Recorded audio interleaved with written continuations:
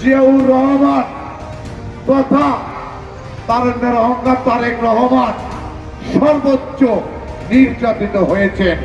তারপরেও দেশনেত্রী বেগম খালেদা জিয়া যেমনটি রেখেছেন আপোষহীন, এই বাংলাদেশ থেকে তাকে কেউ বাইরে পাঠাতে পারে নাই।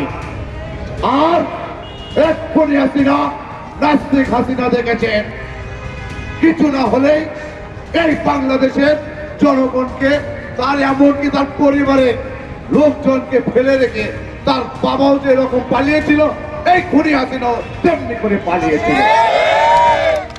একবার না দুইবার না, বারবার এই খুনি হাসিনা বাংলাদেশ থেকে পালিয়ে যায়।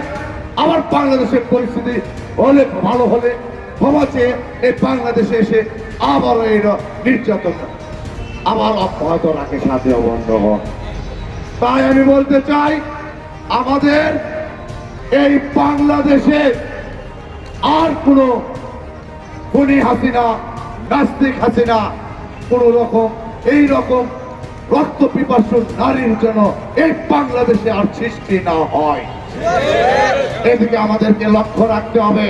প্রিয় উপস্থিতি মা বোনেরা, আপনারা দেখেছেন আমাদের প্রিয় নেত্রী, আপোষহীন নেত্রী, এমনি করে এই বাংলাদেশের আমাদের জনাব তারেক রহমান তারই ছেলে, তেমনি শত নির্যাতনের পরেও হাজার হাজার মাইল দূরে থেকেও এই বাংলাদেশের মানুষের কে ভুলে নাই।